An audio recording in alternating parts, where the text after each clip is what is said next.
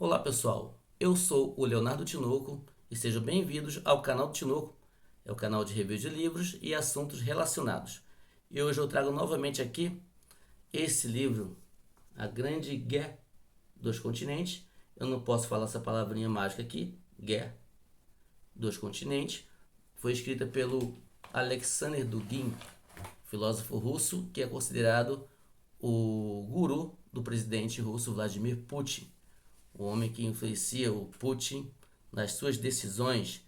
E esse livro foi escrito em 2005. Esse é o terceiro vídeo que eu falei a respeito desse livro. O primeiro eu fiz a respeito da conspirologia e falei sobre conspirólogos, né? E o próprio Dugin se considera um conspirólogo e considera o Putin também um conspirólogo. O segundo vídeo eu fiz a respeito da geopolítica do eurasianismo e do atlantismo. São duas forças distintas que se combatem. É uma grande batalha entre essas duas ideias, do eurasianismo e do atlantismo, que eu fiz nesse segundo vídeo. Agora eu vou falar sobre um terceiro tópico muito importante, que é o tópico sangue e solo, sangue ou solo. Vamos à leitura.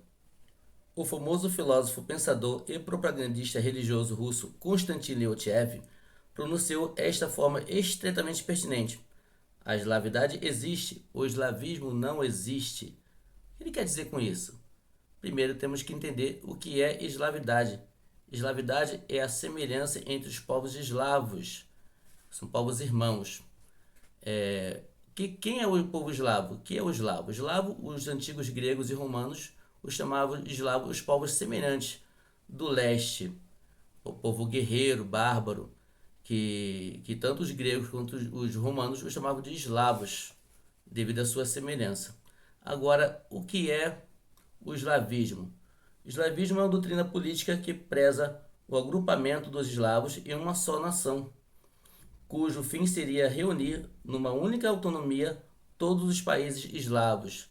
Então, segundo Konstantin Leontiev, ele reconhece a eslavidade, reconhece que os eslavos são povos irmãos, mas não reconhece o eslavismo, que é a união entre esses povos num único povo, num único sistema político. E para dar um exemplo dos eslavos, os russos e os ucranianos são eslavos, eles são irmãos. Tanto que o primeiro russo veio de Kiev. Não existe povo mais eslavo assim, em relação a ser um povo irmão do que os russos e os ucranianos. Temos mais exemplos de eslavos, aqueles dos países da Europa Central, do leste europeu, são a Polônia, a Bósnia, a Sérvia, a República Tcheca, a Croácia, a Eslováquia. Todos esses povos são povos, todos esses países são de povos eslavos. Retomamos a leitura. Uma das conclusões geopolíticas fundamentais deste notável autor era a oposição entre a ideia de pan-eslavismo e a ideia asiática. Se analisarmos atentamente esta oposição, detectaremos um critério tipológico geral que nos permitirá compreender melhor a estrutura e a lógica da guerra geopolítica oculta da ordem eurásica contra a ordem atlântica. Ele coloca em dois lados distintos, coloca o pan-eslavismo de um lado e a ideia asiática uma contra a outra. E isso explicará, quer dizer, permitirá a gente compreender melhor essa estrutura da lógica da guerra geopolítica da ordem eurásica e da ordem atlântica. Contrariamente à combinação eclética dos termos no conceito sangue-solo do ideólogo alemão do campesinato nacional socialista Walter Dahré, reparem bem, do ideólogo alemão do campesinato nacional socialista, alemão nacional socialista, nazi, é isso que ele é, um nazi. No terreno da guerra oculta das forças geopolíticas no mundo moderno, este problema é formulado de forma diferente, ou seja, sangue ou solo. Por outras palavras, os projetos tradicionalistas que visam preservar a identidade do povo, do Estado ou da nação encontram-se sempre perante uma alternativa, a ter em conta como critério dominante ou a unidade da nação, da raça, da etnia, da unidade do sangue ou a unidade do espaço geográfico, a unidade das fronteiras, a unidade do solo. Assim, todo drama consiste na necessidade da escolha, ou, e cada hipotético e não passa de um slogan utópico, que não é decisivo e que mais não faz do que obscurecer a complexidade do problema. Ele é bem enfático aqui. Ele diz que essa unidade da nação, da raça, da etnia e do sangue, que é o eslavismo, se contrapõe à unidade do espaço geográfico, a unidade das fronteiras, da unidade do solo, que é o eurasianismo. Essa é a grande temática desse livro aqui. Fala sobre eurasianismo. Então, o eurasianismo se contrapõe ao eslavismo.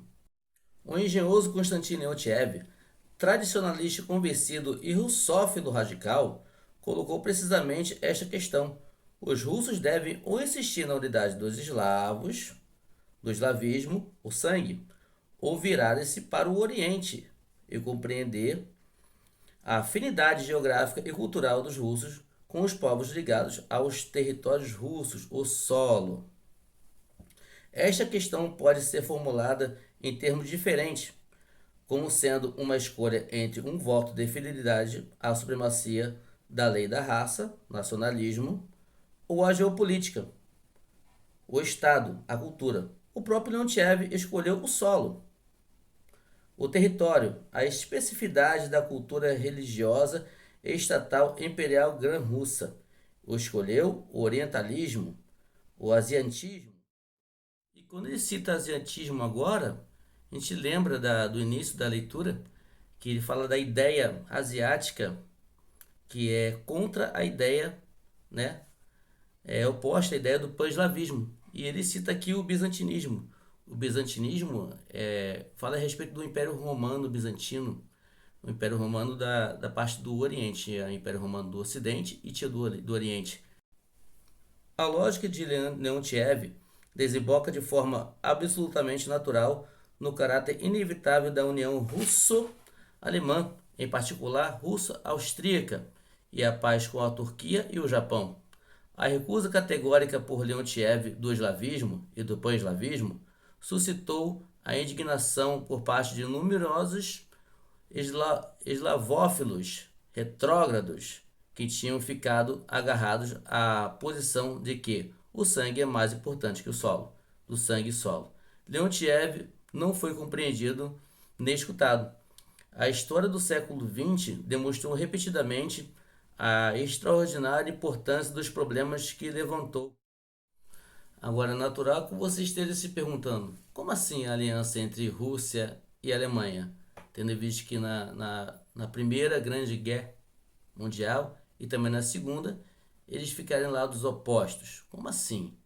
Mas temos que levar em consideração que o Leontiev viveu no século XIX, de 1831 a 1891. Ele viveu 60 anos no século XIX. Ele tinha essa visão, ele tinha essa ideologia.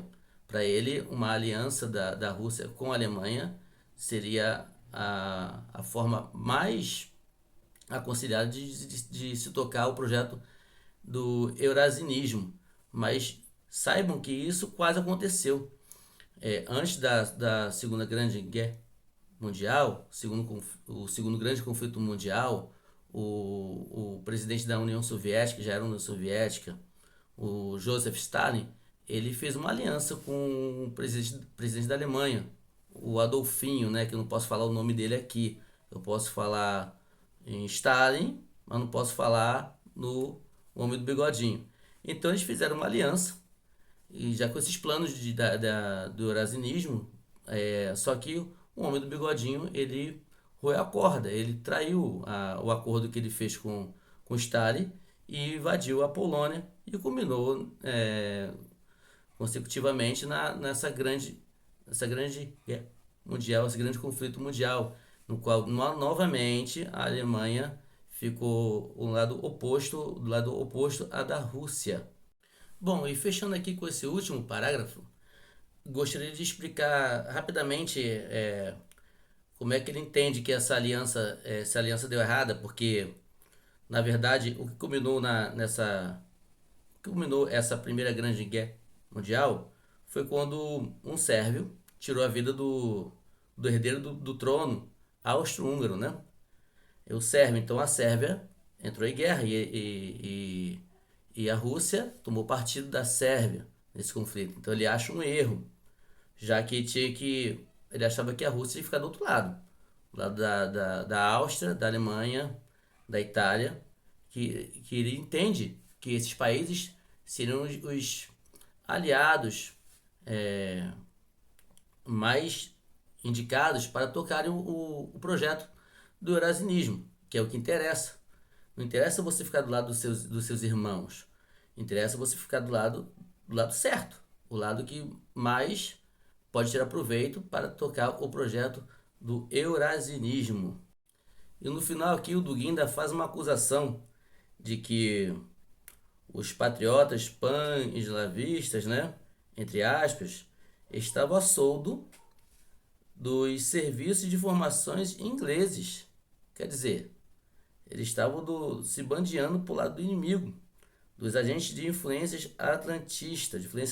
Então já tinha uma certa conspiração, coisa de conspirólogo mesmo. Eu vou falar bastante disso no próximo vídeo, que o tópico é quem é espião de quem, no qual eu irei falar a respeito da CIA, da KGB e da GRU. Acredito eu que vocês conhecem a CIA, conhecem a KGB, por causa de inúmeros livros, artigos, séries de televisão, filmes no cinema, até desenho animado, até jogos com esse tema.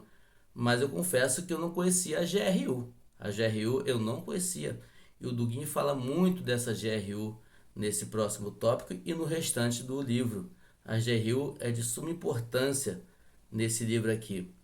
E até hoje, segundo o Dugin, até hoje a GRU é muito importante nesse projeto do eurasianismo.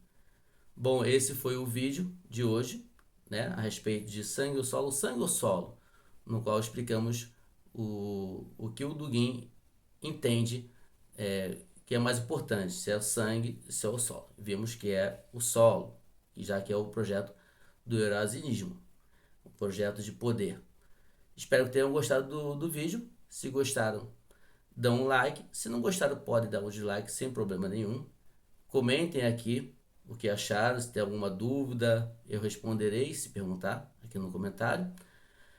Se inscreva no canal e também ative o sininho para ser notificado de outros vídeos que virão.